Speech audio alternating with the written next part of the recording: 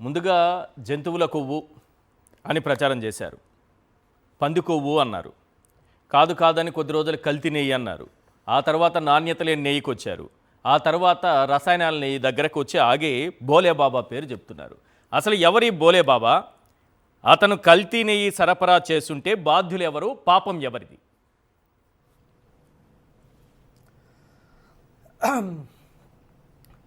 ప్యానెల్లో ఉన్నటువంటి పెద్దలకు నా నమస్కారం అండి. ఇప్పటిదాకా మాట్లాడినటువంటి మాజీ మంత్రి, కాబోయే ఎమ్మెల్యే వెల్లంపల్లి శ్రీనివాస్ గారికి కూడా నా నమస్కారాలు తెలియజేస్తున్నా. తెలుగు ప్రజల మనస్సాక్షి, సాక్షి టీవీ ప్రేక్షకులకు కూడా నా నమస్కారాలు తెలియజేస్తున్నా.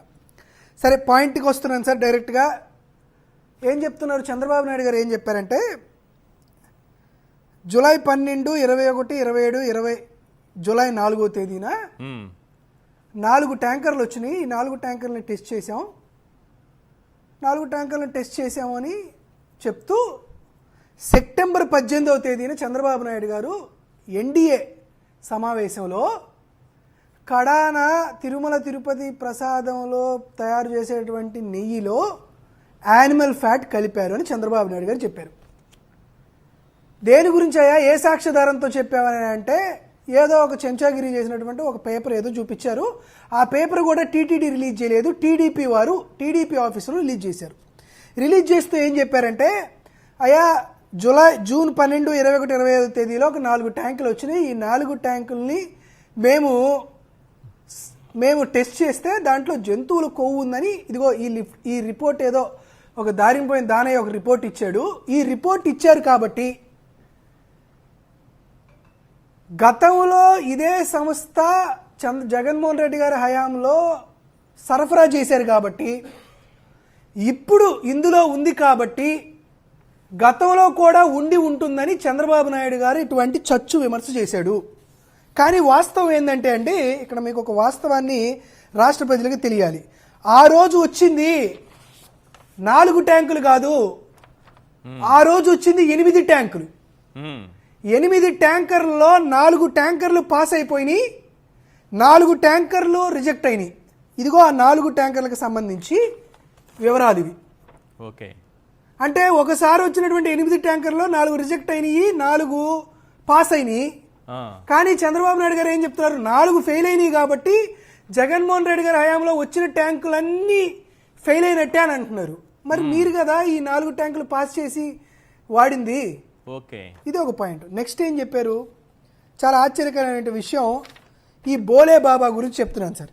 సార్, కొంతమంది హిందువులు కానీ మరొకరైనా కానీ ఎవరైనా కానీ అందరం కూడా శ్రద్ధగా వినాల్సినటువంటి విషయం ఏంటంటే, నేను కేవలం ఛార్జ్ షీట్లో సిబిఐ పేర్కొన్నటువంటి అంశాలనే చదువుతున్నా.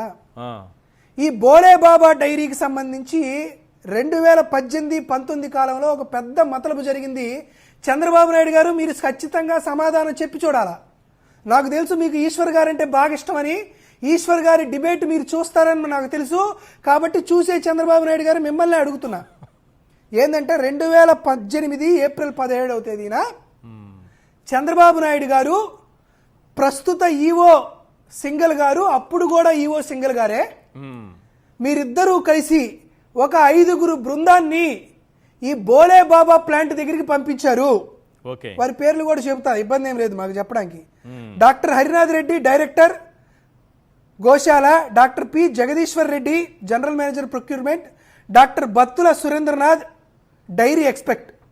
వీళ్ళ ముగ్గురిని బోలే బాబా డైరీ దగ్గరికి పంపించారు.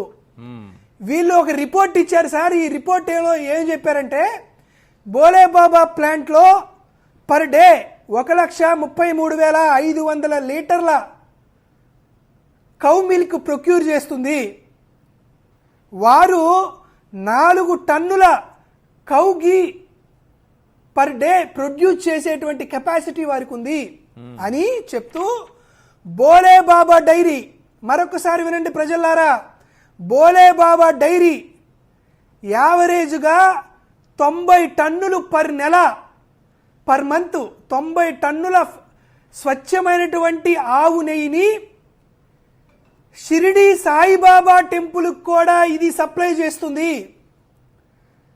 సుమారుగా 8,91,80,00,000 విలువ చేసేటువంటి స్వచ్ఛమైన గీ నెయ్యిని, స్వచ్ఛమైనటువంటి ఆవు నెయ్యిని, 2,816 క్వింటాల ఆవు నెయ్యిని షిరిడి సాయిబాబా సన్నిధానానికి, దేవస్థానానికి బోలేబాబా డైరీ సప్లై చేస్తుందని వారి రిపోర్ట్లో వారు రాసి, తద్వారా బోలేబాబా డైరీకి అనుమతులు మంజూరు చేసి టీటీడీ దేవాలయంలో ఫిబ్రవరి 19, 2019 తేదీన, అంటే చంద్రబాబు నాయుడు గారు ముఖ్యమంత్రిగా, అనిల్ కుమార్ సింఘల్ గారు ఈవోగా ఉన్న టైంలో 82,000 కేజీల ఆవు నెయ్యిని బోలేబాబా ద్వారా కొనుగోలు చేసి, పైగా మరో 12,300 కేజీల అదనపు స్వచ్ఛమైనటువంటి ఆవు నెయ్యిని తీసుకొని వచ్చి లడ్డూలు తయారు చేసి ఆ లడ్డూని నైవేద్యంగా పెట్టి ఆ ప్రసాదాన్ని భక్తులకు అమ్మారు.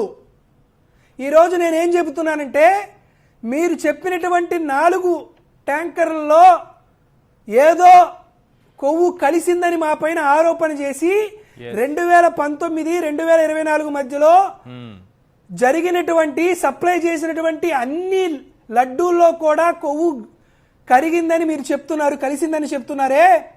అయ్యా చంద్రబాబు నాయుడు గారు, తమరి బృందం బోలేబాబా డైరీ, బోలేబాబా ప్లాంట్ సందర్శించి బోలేబాబా నెయ్యిని షిరిడి సాయినాథుని యొక్క సన్నిధానంలో కూడా వాడుతున్నారు.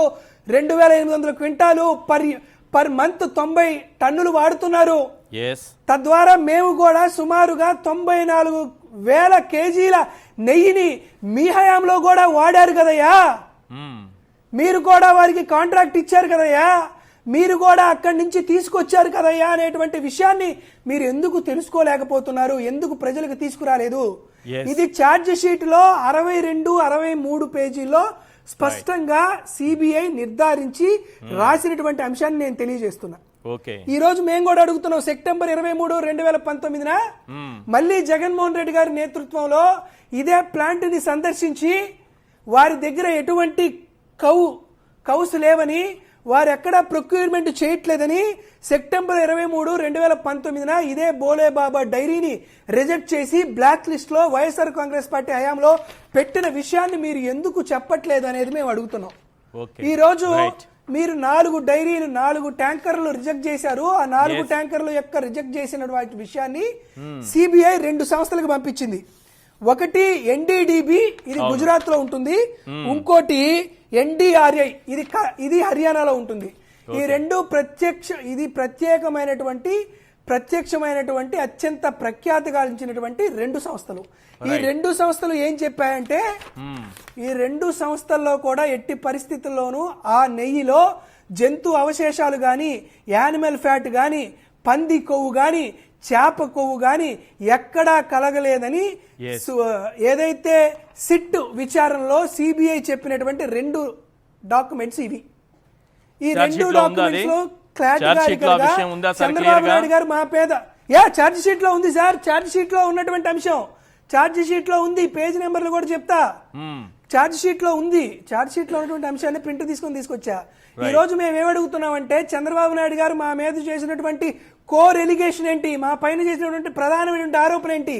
జగన్మోహన్ రెడ్డి గారి హయాంలో తయారైనటువంటి తిరుమల ప్రసాదం లడ్డూలో జంతువుల కొవ్వు కలిసింది, చేప కొవ్వు కలిసింది, పంది కొవ్వు కలిసింది. ఇది చంద్రబాబు నాయుడు గాని, పవన్ కళ్యాణ్ గాని, లోరా లోకేష్ గాని మా పైన చేసినటువంటి విమర్శ.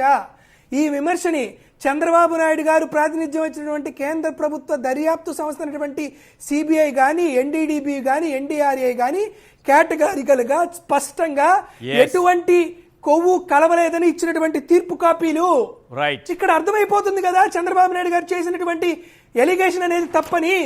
చంద్రబాబు నాయుడు గారు ఇప్పుడు భక్తులందరి కాళ్ళు కడిగి నెత్తిన జల్లుకుంటాడా లేదా?